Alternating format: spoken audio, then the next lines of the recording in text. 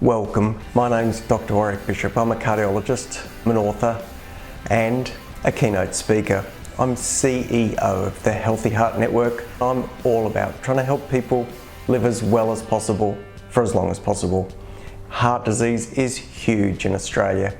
Every 20 minutes someone suffers a heart attack. Most of these could probably have been avoided if only we knew what to do. This podcast is all about helping you understand blood pressure, weight, cholesterol for better health. If you enjoy this podcast, I would be honoured for a 5-star review. You can share it with your family and friends. It may well save someone you love. Hi, my name's Dr. Warrick Bishop and welcome to my podcast and videocast station. Today I have a special guest, Coach Jason Curtis, all the way from the UK. We're on Zoom. G'day, Jason. How are you? Yeah, not too bad. Doing well. Look, Jason's been in the fitness industry for years. He's married with 3 kids and they're peacefully asleep at the moment. So we're going to take the opportunity to find out more about Jason, more about his journey, because he's moved through the military and now really focuses on strength and conditioning, which I think is such an important aspect of health span and general well-being. So Jason, tell us a little bit about your own story and where that interest in health, fitness, and conditioning started.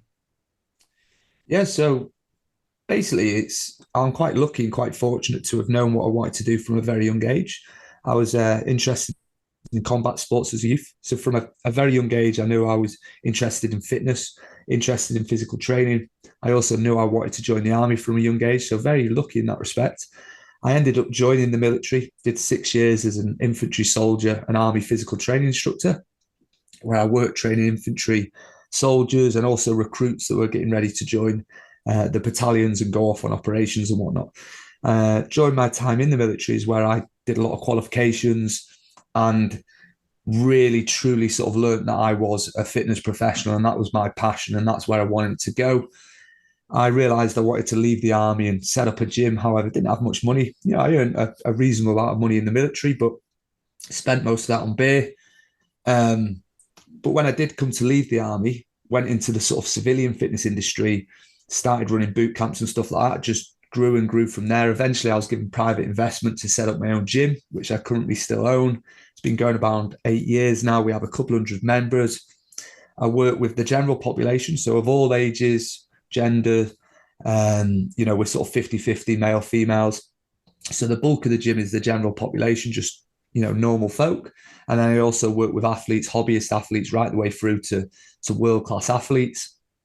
And during that time, whilst running the gym, I've published over 20 books on strength and conditioning. So whether it be Olympic weightlifting, strength training, warming up, even anatomy and physiology, specific for fitness professionals.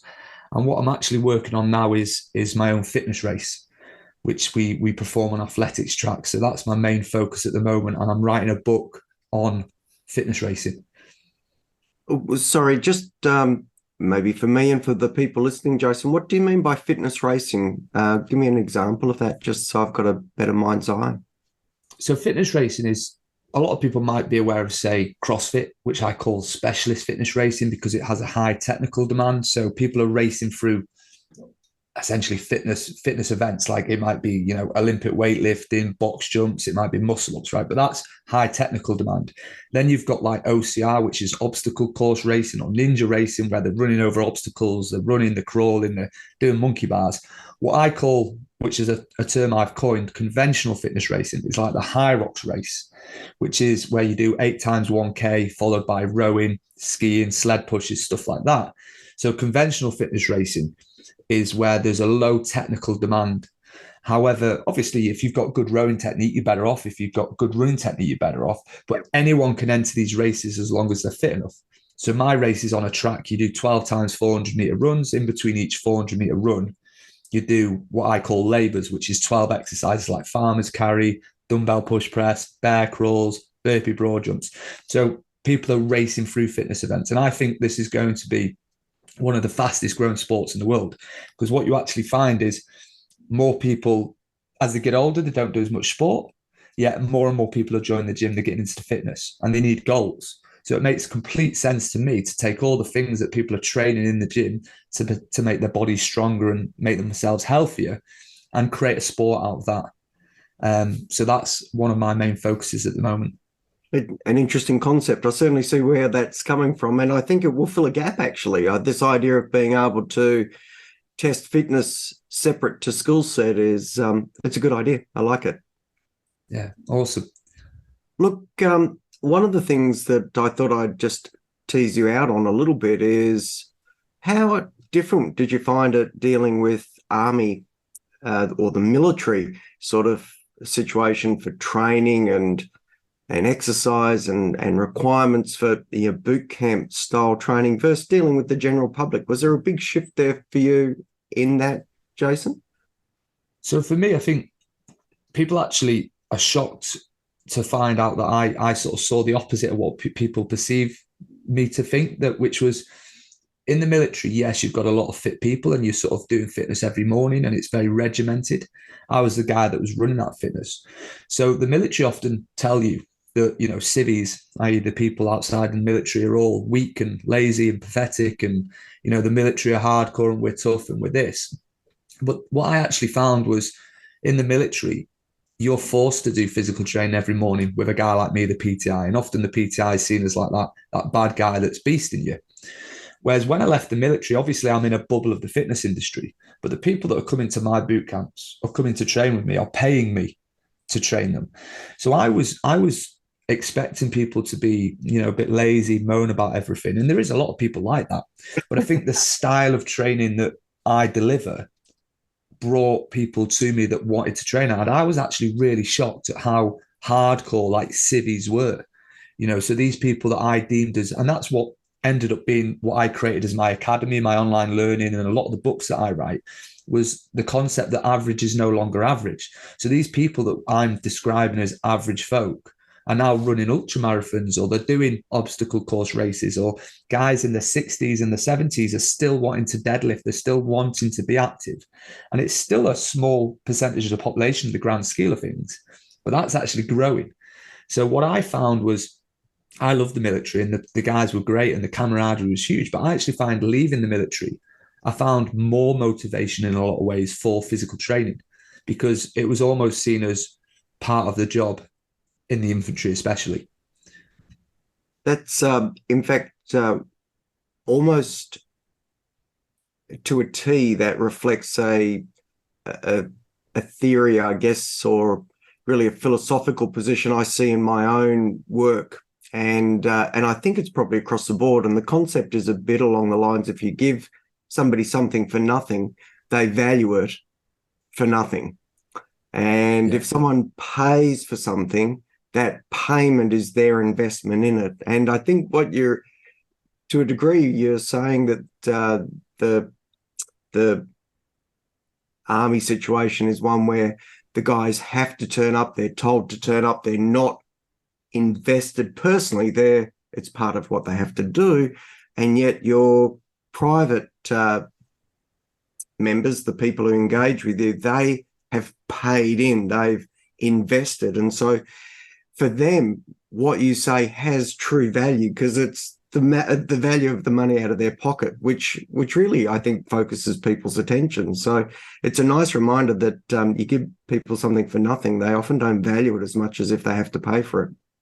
Oh, absolutely. I mean, I've seen that firsthand with my courses, where I actually made a bit of not really a mistake, but I give a lot of free content away, and people will say often too much, and it definitely is a little bit too much, but I enjoy doing it, and I have a lot of content behind it. But I actually found when I promoted too much free content to areas that were just lapping up, so my engagement was through the roof, but the conversions weren't.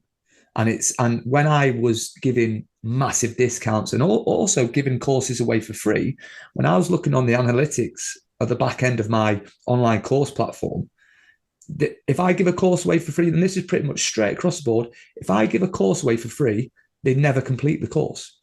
If they pay full price for the course, they always complete the course. And I'm not just saying that to fit the example, it is absolutely black and white that is the case of what happens. If it's free, they don't complete it. The completion rates are all, I've never seen someone get a course for free from my online learning platform and complete it like they do when they've spent money on it. Yeah, And yeah. it's really telling.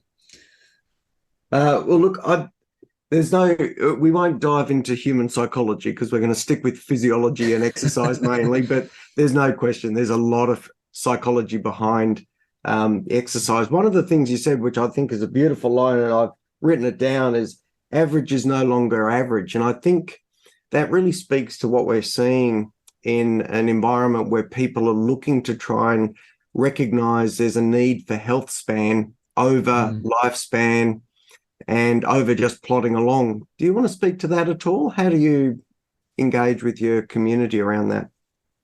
Yeah, so I've seen massive uptake on like people having that view of health span, and it normally kicks in. My experience with it is it often kicks in after the 30s or after the initial kids. So what I tend to see is, because my gym does a lot of harder training, so intense circuits and conditioning work. Yes, we have like teenagers and guys in the 20s, but what I see a lot of is the guys in the 20s, they're all bothered about aesthetics. And by guys, I mean guys and girls, men and women. They're bothered about aesthetics. They go to the big commercial gyms. They work on developing the muscles. They work on developing the physiques, right? And they're not as conscious of their overall health. And then where my membership picks up is after 30, but even more so between like 40 and 60 is the big sort of age group within my gym. And these are the guys that have got through that sort of their early 20s where they're going out, their nutrition, their drinking doesn't affect them too much.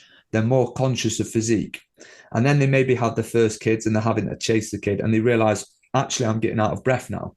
Actually, I'm starting to get over that sort of bell curve where things are starting to decrease naturally. I'm starting to age.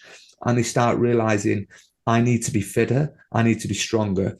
And with obviously things like this, like your podcast and videos online and the media sort of pushing the sort of scientific research, more and more people are aware now of like bone mineral density, like the fact that muscle atrophy is a real problem, the fact that if you're not exercising, you risk of falling.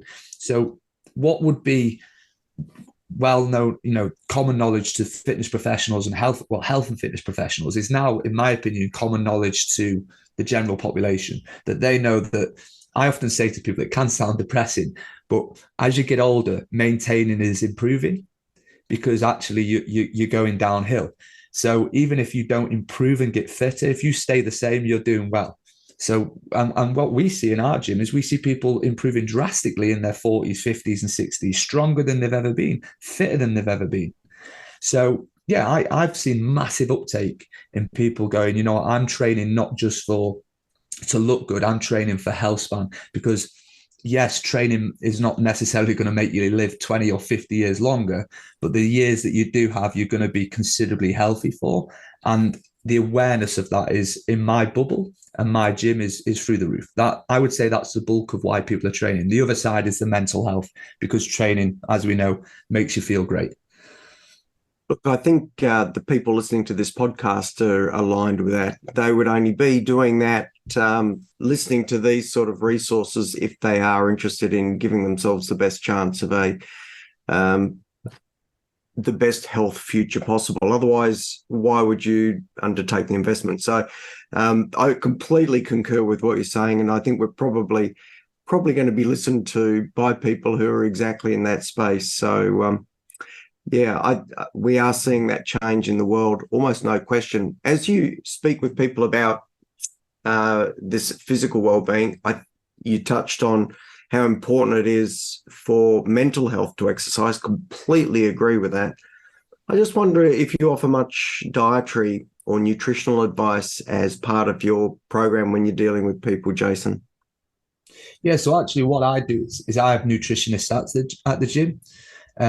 Because obviously nutrition is essential. The only reason why I obviously have a background where I've studied nutrition and I'm educated within nutrition, but I just don't find I'm not as interested. If you look at all the books behind me, they're all strength and conditioning manuals and a few other novels, but I'm not as interested myself in the nutritional side of it. Although I consider my diet to be very good, and I give advice to my clients.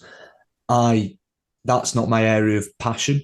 And I definitely always say to people, lean into where your passions lie, people buy into, if someone said, what's the key to success? I'd say, the passionate demonstration of expertise. It's, if you're a passionate expert, people will buy into you. So yeah, we do give nutrition advice because it's key. I mean, when it comes to even my writing within strength and conditioning, I'm very much, I caveat more than people often expect, where, there's many ways to squat. So I'm very down the middle with, when it comes to nutrition, very much agree with balance, very much agree with, eating whole foods, just get a good varied diet of whole foods, plenty of water. I'm not too dogmatic on any particular side, because obviously there is that within nutrition, which I'm sort of adverse to. So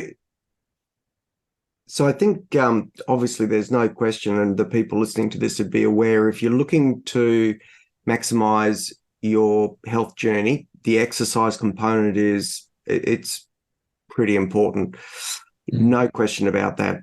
That will feed into emotional well-being, psychological well-being, and that needs to really be complemented by sensible eating, because that's really the fuel that your body uses to build the structures, the tissues that are the response to the training triggers. So it's a package, isn't it? It's very hard to ignore one.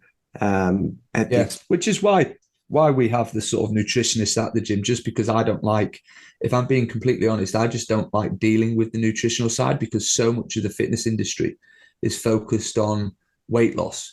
Now, my journey through training has been weight gain, as in I was always a very skinny lad.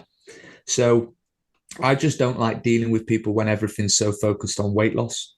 So I just hand everything to my sort of the guys that work on nutrition are really passionate about it, because I think a lot of nutrition is more about the coaching around nutrition. So it's not about giving someone a dietary regime or giving someone recipes.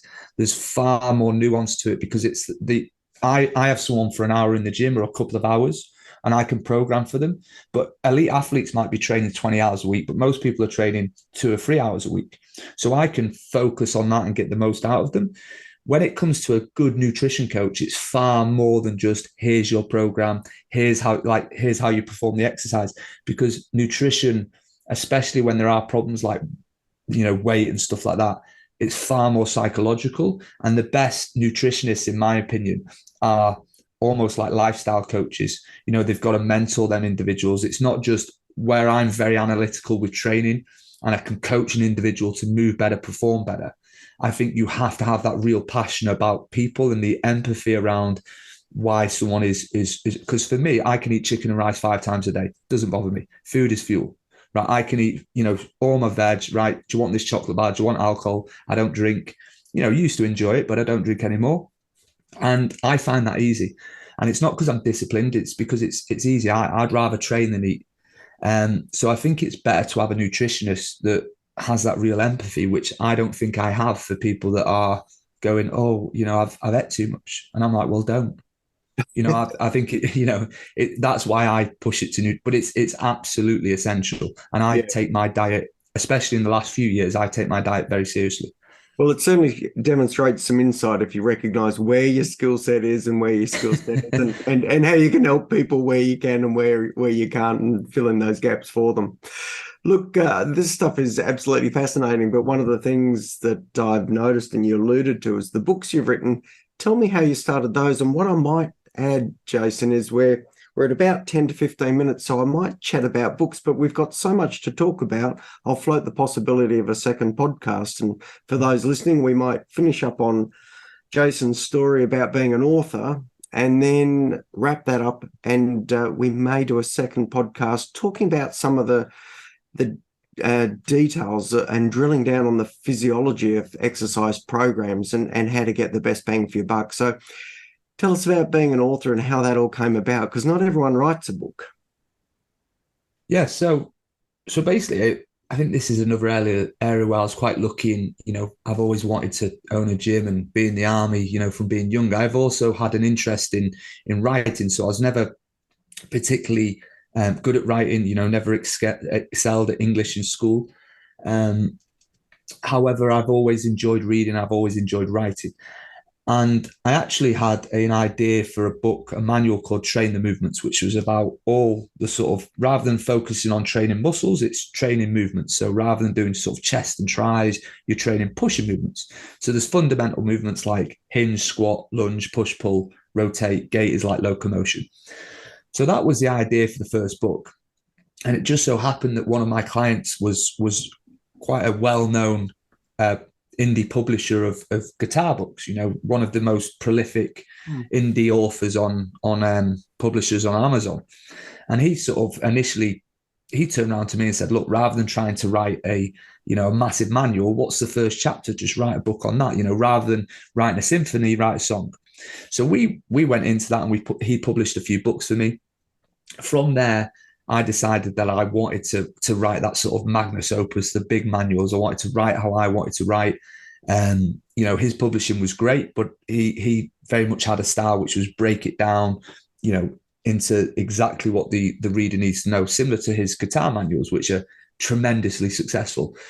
So since then, going into sort of my writing methodology and my style, what I do is I create a skeleton of a book where, for example, if it's a strength training book that I published, which is, about 300 pages, that essentially was my Train the Movements book. But what I do is I go, right, so what is strength training? It's the progressive development of movement. What are the movements? You've got, like I mentioned previously, hinge, squat, push, pull. And then I said, right, what are 20 squat variants? So you've got goblet, bodyweight squat, goblet squat, back squat, front squat, Zerch squat, Anderson squat, overhead squat, all these different squats. Right, let's do half a page on introducing the exercise benefits, what muscles it works, teaching points, did the photography for it. Before I knew it, the book was just proliferated with the content. And that's the approach I've took for all my books. So when it comes to, say, Olympic weightlifting, breaking it down section by section. So I create the contents page, create all the titles, all the subtitles, and then it's fill in the blanks. So that initial stage, because I consider myself to be a content creator, that initial stage of writing the book is awesome, because it's all the serotonin, everything's going, you're feeling great, you're being very creative. And then what I call like the middle stage is where it gets a little bit harder. And it especially gets hard because you have that sort of massive sort of burst of creative energy where you're excited about the book and you're starting to fill in the blanks, you're building up then tens of thousands of word count. And then you hit that wall where you've done loads of work. I feel that hype is starting to wear off, and you realize there's loads of work left to do. And that's the wall for me, where you've just got to churn away. You've got to, every possible little bit of time, you've got to sort of get typing and just work away at, chip away at it. Before you know it, you've done your first draft. And then the editing phase is another phase where I get quite excited about it, because you're sort of getting close to the end. So the middle phase for me with writing is difficult, but like the sort of the start and the finish is great. And I can honestly say there's some, I publish hundreds and hundreds of ebooks, but there's something special about publishing, especially a paperback hardcover, where people can get a physical copy. You've got that ISBN, it's published on Amazon. You can find it in, a bookstore, for example, if you offer that. And there's something really special about that. And it's something that, even if someone was to argue that, people aren't reading as much, you've got YouTube and stuff, I'll continue writing books for the rest of my life. I find it incredibly rewarding, albeit hard work. Yeah, good on you. Look, I've written a couple of books, and as an author, I can respect that journey enormously. It is genuinely hard work, but incredibly satisfying, particularly holding a book at the end. You almost think of it a bit like a child, part of your family that's that you've created. It's a nice thing. Look, I'm going to wrap it up there. I've been speaking with Coach Jason Curtis. It's an absolute delight. We're speaking with Jason in the UK, and I'm in Tasmania. He's a strength performance conditioning coach. 20 odd books, married and 3 kids, very busy, and passionate about helping people with their health span journey. I'm going to wrap it up for now, and stay tuned for a second podcast where I'm going to speak to Jason about more specifics around the physiology of exercise programs and how we can make them work. For now, thank you so much for listening. If you have any queries or questions, drop us a note at info@drwarrickbishop.online. If you've got any suggestions for future podcasts, let us know. Until next time, I wish you the very best and hope you live as well as possible for as long as possible. Take care and bye for now. Hi, ever wondered what your risk of heart attack is? You should. It's the single biggest killer in the Western world. We're talking one death less than every 30 minutes in Australia, one death less than every 60 seconds in the United States, 9 million deaths globally per annum. Well, how do you check your risk? Well, you can go to www.virtualheartcheck.com.au. You'll find out about your risk and what can be done beyond that to be even more precise.